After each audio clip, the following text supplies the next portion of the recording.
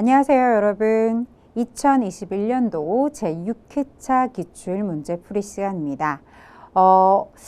어때요? 문제의 난이도가 어땠는지 여러분 살펴보면 그닥 그렇게 이거는 너무 어려웠어 라고 하는 문제는 없었을 거라고 생각이 들어요. 그쵸? 하지만 항상 신규 유형의 문제를 출제하려고 노력하기 때문에 새로운 문제는 항상 나타날 수 있어요. 하지만 신규 문제 한두 문제 정도 때문에 여러분들의 합격에 당락이 결정되진 않죠. 자, 이렇게 우리 신규 문제가 새롭게 나왔다라면 그 문제를 우리가 공부하기 위해서 이런 시간이 존재하는 거겠죠. 자, 바로 우리 문제풀이 시간으로 들어가서 같이 함께 살펴보도록 할게요.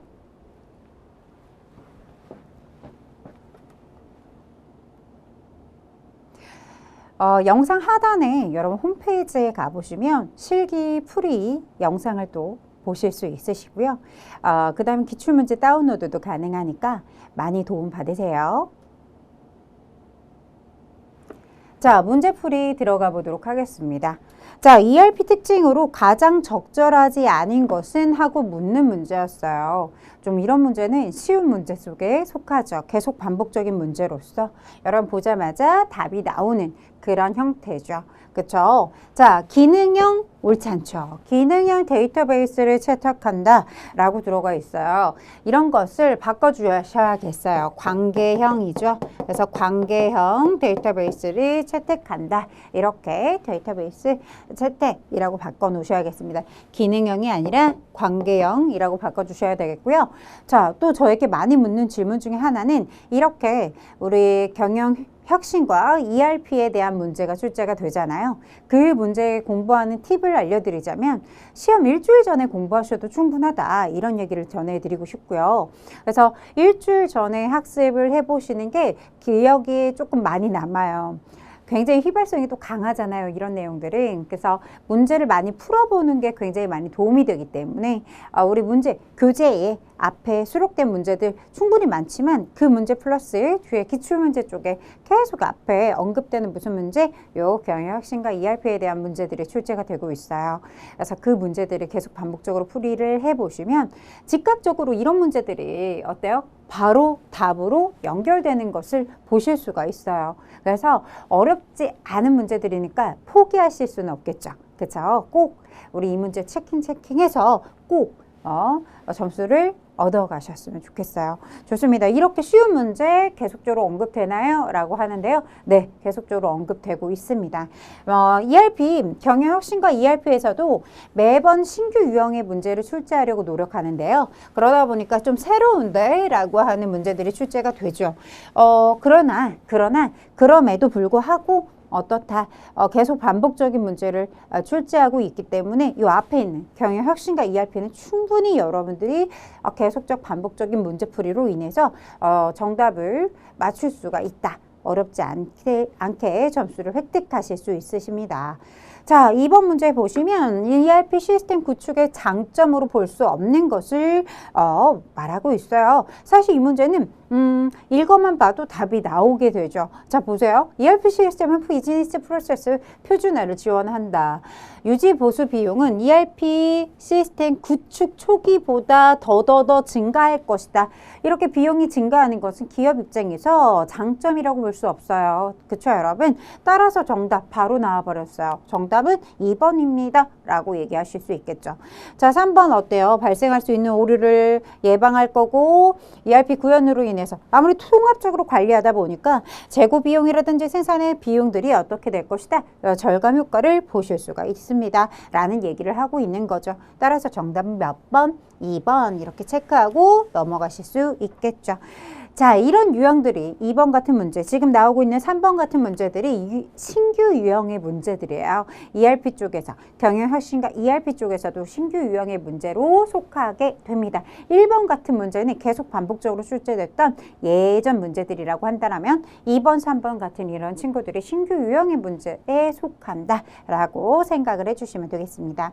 확장된 ERP 시스템의 SCM 모듈을 여러분 서플리 체인 매니지먼트라고 하는 이 내용들을 다들 한 번씩 공부해 보셨을 거예요.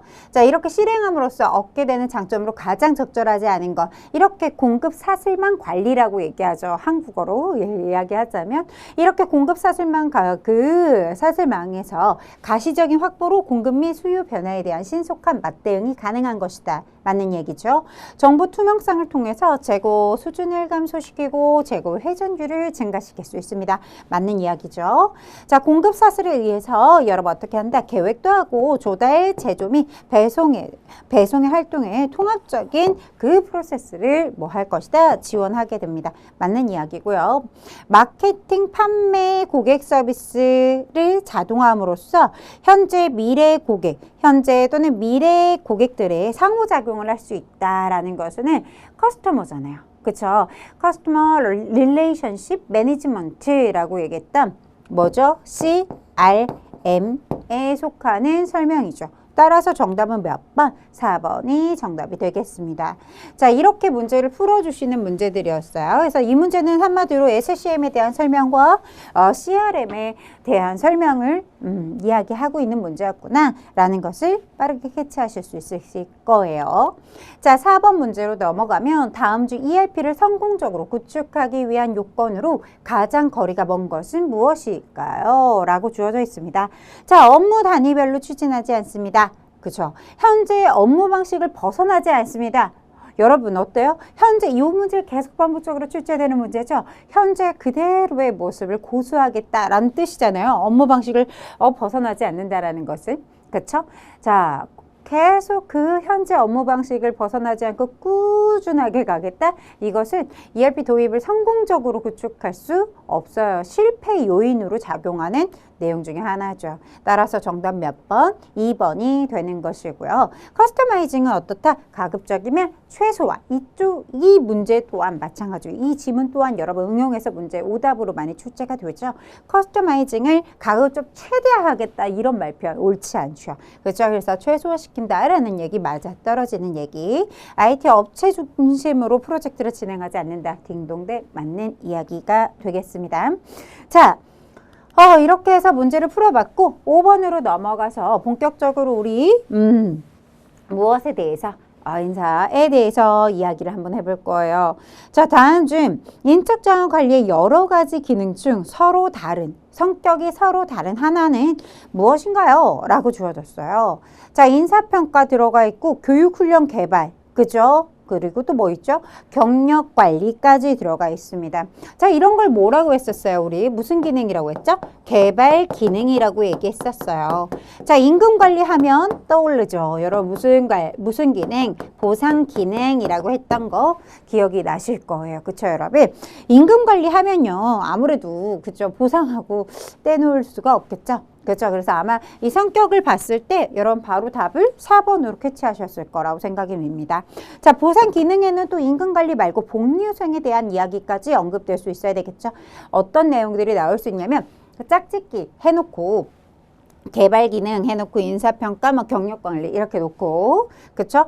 이렇게 짝을 짜놓고 올바르게 짝짓기가 되어 있는 친구를 고르세요. 옳지 않은 것을 고르세요. 이런 식의 문제 처리도 나올 수 있다는 거 계속 언급을 드렸었던 바입니다. 기억해 주시면 좋겠죠? 네, 좋습니다. 자, 그래서 6번으로 넘어가도 되겠죠? 네, 좋아요. 6번. 다음 중 과학적 인사관리에 대한 설명으로 적절하지 않은 것을 골라주세요. 라고 들어가 있어요. 과학적 인사관리에 대한 설명입니다. 적절하지 않은 거. 과학관리를 도입했고요. 그래서 시간, 동작 연구 실시했어요. 그래서 차별적 성과금을 그 제도를 뭐 했죠? 도입했죠. 그래서 그렇구나. 그쵸? 그래서 고임금 저노무비를 실천했었죠. 이거 다 맞는 얘기잖아요. 그쵸? 여러분 그런데 4번 읽어볼게요. 인사관리가 중요해졌대요. 그쵸? 종업원의 상호협력 관계적인 인사관리가 중요해졌다. 그것은 과학적 인사관리가 아니었어요. 그쵸, 여러분?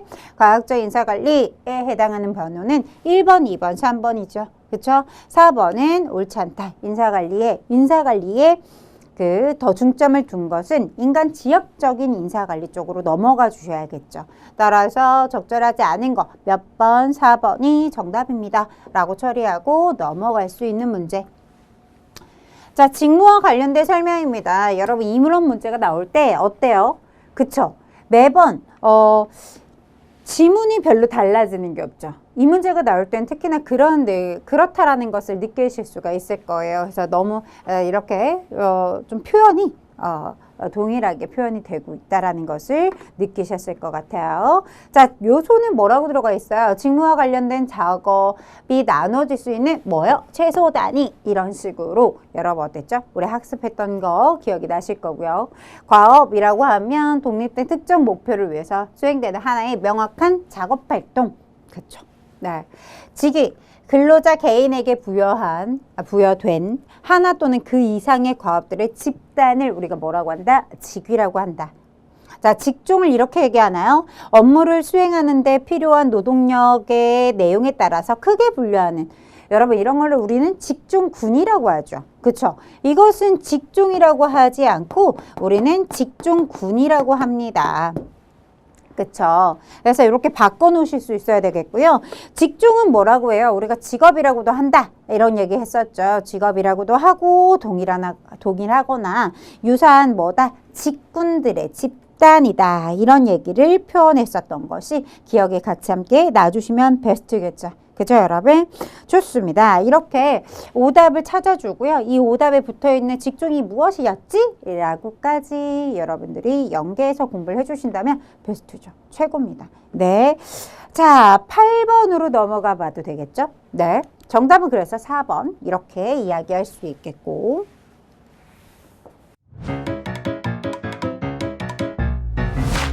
에듀윌 유료 회원만의 남다른 서비스.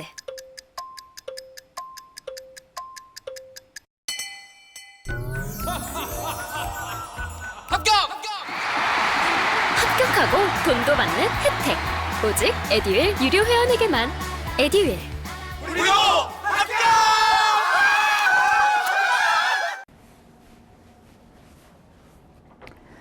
자, 8번 문제를 가보도록 하겠습니다. 자, 다음 중 보기에서 직무 분석 방법의 설명이 적절하게 묶인 것은? 하고 묻습니다.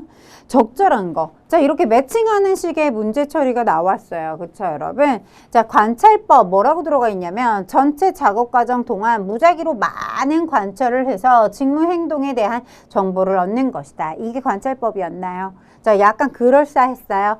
그런데 우리 이런 걸 뭐라고 했죠? 워크 샘플링법 이렇게 얘기했었어요. 그쵸, 여러분? 그래서 올바르지 않게 표현이 되어 있고 질문지법은 여러분 어때요? 그쵸. 내용이 어디서부터인가 이렇게 막 혼합된 내용이겠죠. 이게 질문지법이 옳지 않은 설명이 들어가 있어요. 표준화된 질문지에 따라서 장점을 살리고, 요거는 이제 종합적인 평가 방법이죠. 장점, 요것들은 이렇게 결합해 놓은 거라서 이 지문을 이렇게 두고 이야기할 수 없겠어요. 요 지문 자체가 조금 옳지 않았다라고 얘기 드리고 싶고요. 표준화된 질문지에 따라서 그 질문지를 누가요? 근로자에게 배부해서 스스로 여러분 작성하게 하는 방법이 뭐였죠? 질문지법이었죠? 그쵸? 이렇게 기억을 해두셔야 되겠어요. 그래서 살려라 라고 하면 이 지문의 요 앞부분만 살려놓을게요. 여긴 이렇게 드러내야 되겠어요. 아주 이 내용을 이렇게 지우고 뒤에다가 여러분들이 스스로 근로자 스스로 작성한다. 이런 얘기로 좀 바꿔서 기록을 해놓으면 더욱더 예쁘게 올바르게 바꿀 수가 있겠죠. 자, 작업 기록법. 직무 담당자가 매일 자신의 직무에 대한 작업 일지와 메모 사항 등을 기록해서 직무 정보를 얻는 방법이다. 맞는 이야기. 중요사건법. 여러분 직무 성과의 능률적인 행동과 비능률적인 행동을 구분하고 그 사례를 수집하여 직무 성과의 효과적인 행동 패턴을 분석하는 분류 방법이다. 맞는 이야기. 그렇죠? 네. 자, 따라서 여러분 알맞게 적절하게 묶인 것은 디귿과 리을입니다. 따라서 정답 몇 번? 4번입니다. 라고 처리할 수 있는 문제죠? 네, 좋습니다. 왜 틀렸는지, 어디가 틀렸는지에 대해서 이렇게 좀 바꿔놓는 거 여러분 그렇게 공부를 해주셔야 여러분 우리 다음 시험을 준비하기 위해서 여러분 지금 봐주시는 거잖아요. 그쵸? 자, 9번으로 넘어가 볼게요. 다음 중 채용 관리에 대한 설명입니다. 적절하지 않은 것을 골라주세요.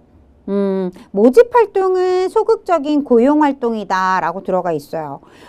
그런가요? 여러분, 모집 관리 같은 것들을 생각을 해보면 소극적이진 않죠. 그쵸? 네. 그래서 여러분 뭐 하는 거예요? 우리 기업에 맞게끔 직무 수행에 좀 필요한 그 능력을 갖춘 인재들을 어떻게 하겠다? 직무 내에 우리 기업에 뭐 하게끔 지원하도록 여러분 그런 구인 활동을 말하는 것인데 소극적이라는 말 표현이 옳아요? 옳지? 아니하다. 이렇게 얘기할 수 있겠죠. 자, 그래서 정답은 읽자마자 1번이 나왔어요. 일단 1번을 풀었을 때, 1번을 봤을 때, 아, 이건 일단 킵해두자 라고 생각이 들었다면 이 밑에 있는 내용들을 한번 살펴보세요. 생산적인 근로자의 채용과 보유로, 그렇죠. 이렇게 채용을 했어요. 생산적인 근로자의 채용과 보유가 있다. 보유가 되어 있다면 인건비가 줄어들 것이다. 맞는 이야기. 합리적인 채용 관리는 근로자 개인에게 능력 발휘의 기회를 제공하기도 하고 신규 채용으로 인해서 돈이 많이 들어가잖아요. 사실 인건비 부담이 커진다. 기업에서는 이런 문제들이 발생하기 때문에 초과 근무라든지 처음에는 우리 지금 해당 인원들 안에서 해결할 수 있는 방법을 생각하는 게 좋겠죠. 그쵸? 네, 그런 대안을 먼저 고려합니다. 이렇게 얘기하고 있는 거고요. 따라서 정답은 몇 번? 1번입니다. 라는 얘기가 아마 밑에 읽으면 더욱더 명확하게 1번이 옳지 아니하다. 이렇게 답을 선택하실 수 있으실 거예요. 자, 10번 문제로 넘어가 보도록 할게요. 다음 중 인사고과에 대한 설명입니다. 적절하지 않은 것을 골라주세요. 라고 주어졌어요. 자, 인사고과는 조직 구성원들의 행위를 조직의 목적에 더욱 적절하도록 유도하기 위해 적용하는 인사평가 제도이다. 맞는 이야기죠. 그렇죠? 자, 인사고과는 인력 개발을 위한 계획 활동으로 중요한 역할을 합니다. 맞는 얘기. 자, 인사고과의 원칙에는 직무 기준의 원칙, 공정성의 원칙, 독립성의 원칙, 납득성의 원칙, 축출 및 그렇죠. 고가 불소급이죠. 그죠, 여러분? 네, 요런 내용들이 요 언급 되게 잘 됐었다. 그쵸? 우리 원칙들도 하나의 문제가 출제로 많이 됐었는데 이번엔 이렇게 안에 사지선다 안에 올바르게 표기되어 있는 모습을 보실 수가 있어요. 자, 인사고과의 상대적인 평가 방법에는 이런 친구들이 있었나요? 이렇게 들어가네요. 자, 볼게요. 상대적인 평가 방법에는 뭐가 있었어요, 여러분? 서열법이라든지, 그렇죠. 이렇게 자유기술법 바꿔놓고 이렇게 서열법 이런 식으로 바꿔놓으셔야겠죠. 서열법, 상대비교법.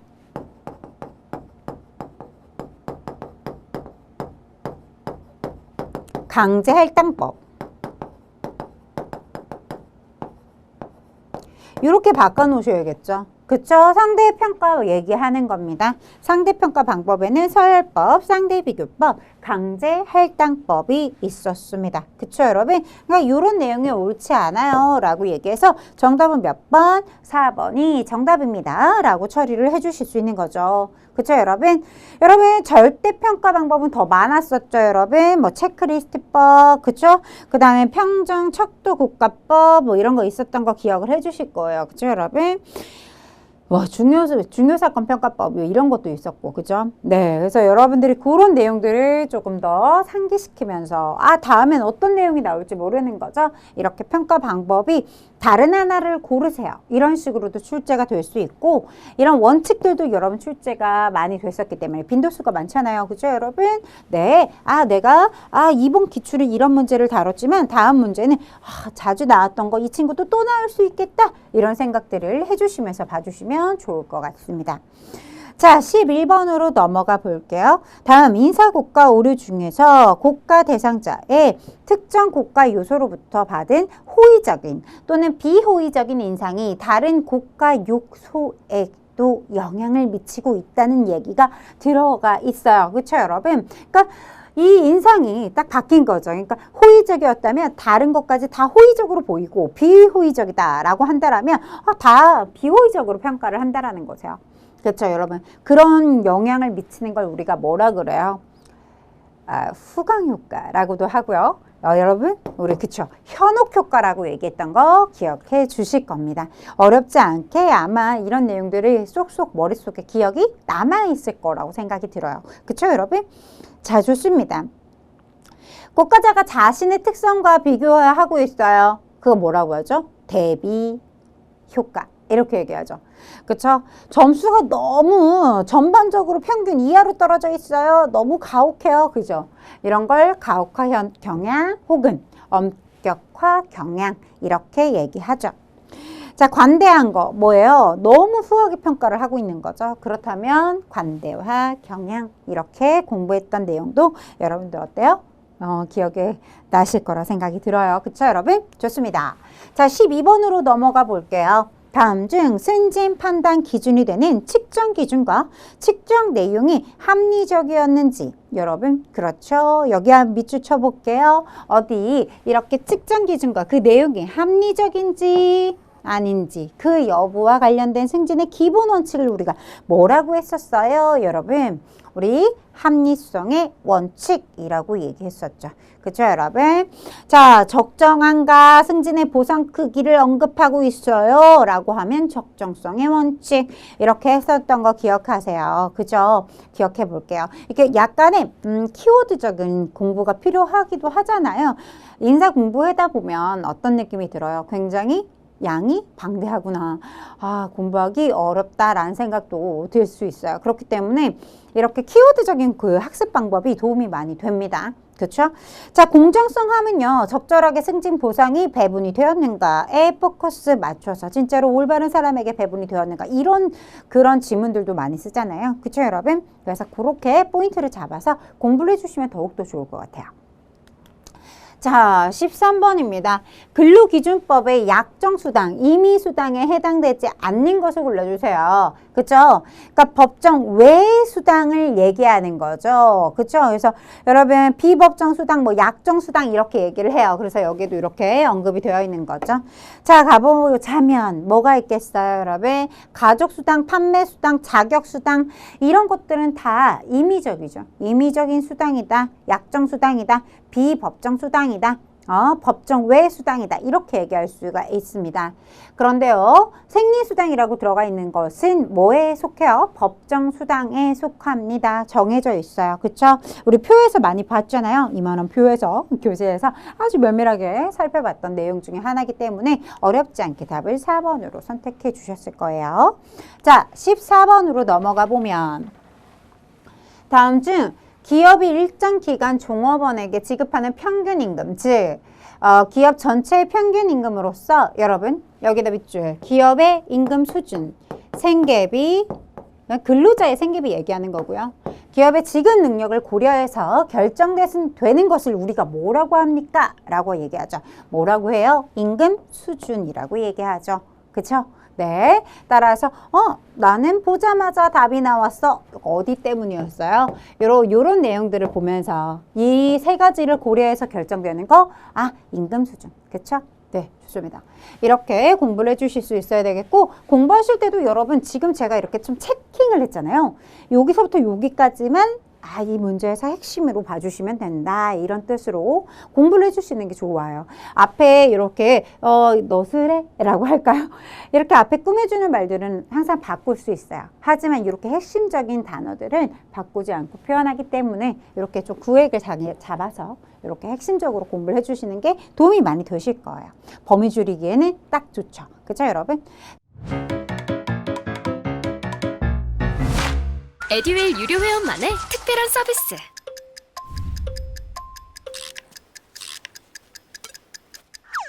하치하차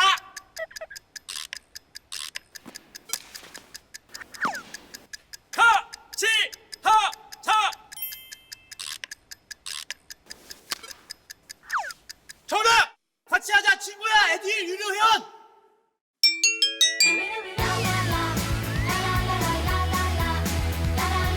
친구 소개하고 현금 받는 혜택.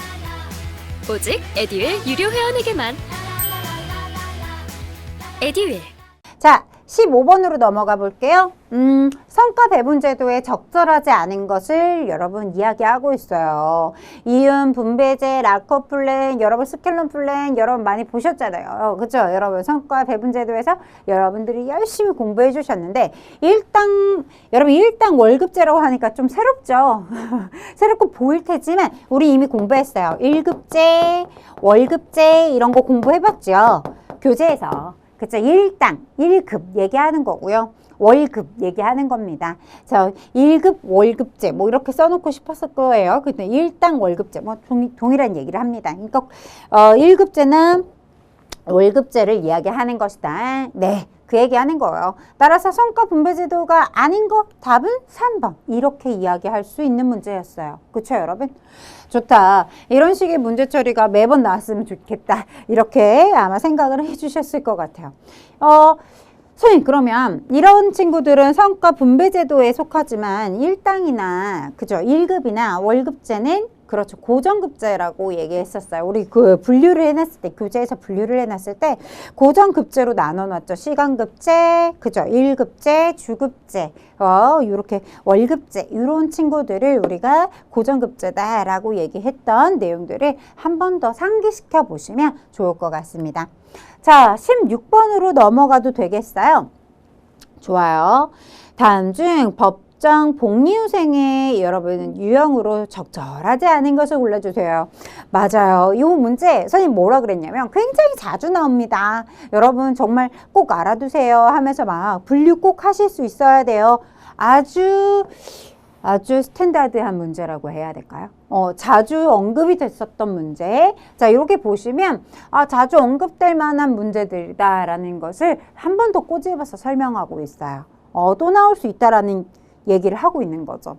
보기에 어떻습니까? 이렇게 고용보험, 퇴직금 제도, 유급 휴식 제도 이 친구들은 다 어떻습니까? 법정이겠죠? 그쵸, 여러분? 법정 복리 후생이 맞습니다. 자, 그런데요. 금융 및 공제제도라고 얘기했어요. 여러분, 우리 이런 걸 뭐라고 했죠? 임의 복리 후생. 그쵸? 이렇게 얘기했었어요. 그러니까 이 내용으로 적절하지 않은 거, 임의적인 거 뭡니까? 라고 하면 이렇게 금융 및 공제제도. 여러분 이게 뭔데요? 라고 하실 수 있는데 제가 여러분 수업 시간에 언급해 드렸던 내용들이에요. 무슨 얘기 있었죠? 어떤 기업에서는 여러분 뭐를 해준대요? 아무래도 우리의 주거 형태가 중요하니까 집을 사려고 한대요. 그럴 때 아무래도 큰 돈 들어가잖아요. 근데 그때 저금리로 여러분 대출을 일부 금액이 한도가 있어요. 기업마다 한도는 있지만 한도가 없는 기업도 있겠죠. 엄청 큰 이런 대기업이라면 그럴 수가 있겠지만 어쨌든 한도가 있어요. 그래서 직급별로 나눠져 있는 경우도 있고 뭐 이런 식으로 그렇게 복리후생을 펼치는 곳이 있습니다. 그런 것은 필수가 아니에요. 법으로 정해놓은 것이 아니라는 거죠. 그래서 법정 외 그저 복리후생 제도인 거죠. 임의의 복리후생에 속하게 됩니다. 따라서 정답은 몇 번이죠? 4번을 이야기한다 라고 보시면 되겠습니다. 자, 17번 들어가 볼까요? 여러분 소득세에 대한 이야기예요. 그죠? 개인별 과세한다. 맞죠? 원칙적으로 세대별, 부부별 합산해요? 합산하지 않습니다. 그죠? 네, 인별 과세다. 그래서 개인별로 과세할 것이다. 그래서 세대다 혹은 부부로 합산해서 과세하는 거 아니죠? 라고 얘기하는 거고요. 유형별 포괄주의와 여러분 뭐요? 유형별 포괄주의라고 하면 뭐 얘기하는 걸로 했어요? 이자소득과 배당소득 때문에 이런 친구들 때문에 이런 성격을 가지고 있는 친구들 때문에 유형별 이렇게 하나하나 다 열거할 수 없으니까 이런 성격을 가진 친구들에 대한 내용들은 다 뭐다? 유형별 포괄주의로서 뭐 하겠다? 이런 성격을 가졌으면 다 이자소득으로 볼게, 배당소득으로 볼게 이런 거라고 그랬을 거예요. 그쵸? 열거주의 뭐라 했죠? 이, 배, 사, 근, 영, 기 그죠? 이렇게 태양까지 열거되어 있다고 했어요. 뭐를 근간으로 와요? 소득의 원천사를 근간으로 와요. 자, 이자 받았으니까 이자 소득, 배당 받았으니까 배당 소득, 그쵸? 사업해서 돈 번 거예요. 그렇다면 사업 소득, 근로를 행해서 근로 소득, 이렇게 공부했던 거 기억하실 거예요. 그쵸, 여러분? 이렇게 열거주의 가세 방식이다. 맞는 이야기. 세원의 탄루, 최소화와 납세 편의를 위해서 원천징수 제도를 시행한다. 맞죠? 활용하고 있습니다. 맞는 이야기. 자, 이런 얘기는 처음 들어요. 여러분, 소득의 행위를 고려하기 때문에 행위세에 해당한다. 옳지 않은 소리. 그죠? 그래서 적절하지 않은 거 정답 4번이 되겠습니다. 이렇게 이야기할 수 있겠죠? 자, 18번으로 넘어가 볼게요. 자, 다음 보기에서 설명하는 것은 근로자가 출장 기타의 사유로, 여러분, 출장 등의 그 기타적인 사유로 인해서 근로시간이 전부 또는 일부를 사업장 밖에서 근로하고 근로시간을 산정하기가 어려울 때가 왕왕 있어요. 그렇죠? 일하다 보면 그렇죠? 기업에서 일할 때는 이런 일이 많이 있습니다, 사실. 그럴 때는 소정 근로시간을 그냥 근로한 걸로 봐줄게, 그렇게 봐줄게 라고 하면서 그런 뜻부터 얘기했던 것 같아요. 여러분, 그렇게 너 그냥 일한 걸로 봐줄게, 그 시간까지는 일한 걸로 간주해 줄게. 그죠? 답 나왔죠? 네, 뭐라고 한다? 이런 걸 간주 근로시간제라고 얘기하죠. 정답 몇 번? 2번이라고 얘기했어요. 그쵸? 좋아요. 여러분, 선택적 근로시간제와 탄력적 근로시간제, 이거 정말 자주 언급이 되잖아요. 그쵸? 근데 헷갈려 하시는 분들이 왕왕 계세요. 있을 수 있다고 생각해요. 그쵸, 여러분? 그래서 선택적 근로시간제와 여러분 탄력적 근로시간제와 이 두 가지의 그냥 핵심을 좀 잡고 가셨으면 좋겠어요. 그쵸? 여러분, 선택적 근로시간제 하면 출퇴근 시간을 누구한테 맡겼다? 근로자에게 맡겼다. 이런 식으로 이렇게 포인트를 잡아서 공부를 해주시면 좋을 것 같습니다. 그래서 선택적 근로시간제 하면 그래, 업무의 시작과 업무의 끝을 누가? 근로자가 선택해. 이런 식으로 입에 착 붙어놓는 거죠. 어때요? 이렇게 공부해 보는 방법도 하나의 꿀팁이 될 수 있겠죠. 그렇죠? 좋습니다. 자, 19번으로 넘어가도 되겠죠? 네. 다음 보기에서 설명하고 있는 것은 무엇입니까? 라고 들어가 있어요. 여러분, 정규 근로시간보다 짧은 시간을 정해서 몇 시간 동안만 일하는 방식을 얘기하고 있습니다. 이런 거 요즘에 꽤 많이, 그렇죠. 여러분, 꽤 많이, 이러니까 요즘에 많이? 원격? 아니겠죠. 그죠? 요즘 재택근무를 많이 한다, 뭐 그런 얘기들이 써 있으면 원격이 될 수 있겠어요. 근데 여러분, 뭐라고 해야 될까요? 이렇게 정규 시간, 근로 시간보다 짧은 시간을 딱 정해져 있어요. 그 몇 시간 동안만 일하는 걸 우리가 뭐라고 했었죠? 네, 파트타임제라고 얘기했었죠. 그러니까 근로제 이렇게 들어가 있어서 새로 왔나요? 그러니까 파트타임제 이렇게 바꿔놓으면 더 매끄러울 것 같아요. 그렇죠? 정답은 그래서 몇 번? 1번입니다 라고 얘기하는 거고요. 집중근무제 많이 사용을 하죠, 여러분. 집중근무제라고 얘기하는 것을 기억을 해주실 거예요. 업무 흐름이 끊기면 안 되는 거죠. 그래서 방지하기 위해서 여러분, 그 업무 시간에 해당하는 그 시간 내내 전화도 받지 않고 방문객도 안 받아요. 그렇죠? 이런 것들을 이야기하죠. 그럼 집중근무제 이렇게 공부를 선택해 주실 거예요. 근데 이것은 무엇입니까? 짧은 시간을 정해서 몇 시간 동안 일한다. 파트타임 근로제. 이렇게 20번 넘어가도 되겠죠. 자, 다음 중 부당노동 행위에 해당하지 않는 것을 골라주세요 라고 들어가 있어요. 자, 1번 사용자의 직장 폐쇄. 여러분, 부당노동 행위예요, 문제가 지금. 선생님도 눈치 있고 다시 봤죠, 그죠, 여러분? 네, 부당노동 행위에 해당하지 않는 거 보자마자 1번이죠. 여러분, 사용자의 그 직장 폐쇄라는 것은 사용자 측의 쟁의 행위에 속하잖아요. 그렇죠? 누구의? 사용자 측의. 그렇죠? 네. 1번이 정답이 아니죠. 그렇죠? 정답이 아니래요. 정답이죠. 해당하지 않는 거 1번이죠. 이렇게 얘기할 수 있어야 되겠죠. 그렇죠? 자, 그렇습니다. 그래서 이렇게 2번, 3번, 4번 다 부당노동 행위에 속하잖아요. 여러분 어때요? 노동조합의 자금을 원조하면 안 되죠. 그죠? 원조하는 행위. 자, 사용자 단체 교섭을 그냥 거부하고 있어요. 안 되는 일이죠. 그죠? 네. 그러니까 맞는 얘기예요. 얘네들은. 그죠?